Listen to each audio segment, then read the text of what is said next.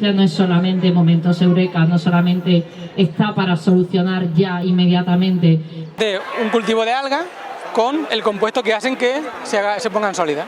¿Cómo podemos luchar contra los prejuicios que tiene la matemática en la sociedad? El proceso es muy parecido a cómo se abre cuando abrimos o cerramos una cremallera. ¿Ciencia detrás de echarle bicarbonato a las verduras? Anda, pues al elegir las patatas hay ciencia. ¿O por qué el tomate de antes le sabía mejor a mi abuela que el de ahora? Ah, pues mira, hay una explicación científica ahí. Hemos propuesto a los alumnos leer esta novela, ¿no?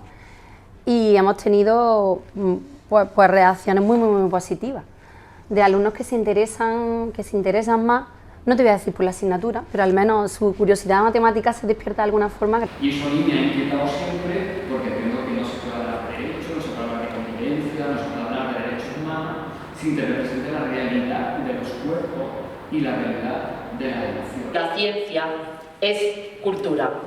Volvemos a celebrar el 11 de febrero, el Día Internacional de la Mujer y la Niña en la Ciencia. La Universidad de Córdoba está evaluando los fenoles y otros compuestos bioactivos del residuo de la extracción de aceite de oliva de 43 variedades de olivo. Es que nos hacen preguntas... En fin. Descubren un mosquito que te puede dejar embarazada de un solo picotazo. Esta es de las primeras cosas que nos preguntaron en Maldita Ciencia. Empezar con un canto a las señoras, aunque fueran muchas de ellas señoras cis hetero, porque yo no entiendo mi lucha, la lucha LGTBIQ+, sin la lucha feminista. Creo que van de la mano, creo que son complementarias y creo que una sin la otra no se puede tener. Perdamos el miedo a la naturaleza. No os quiero engañar, alguien nos lo tenía que decir, a la naturaleza no le caemos bien.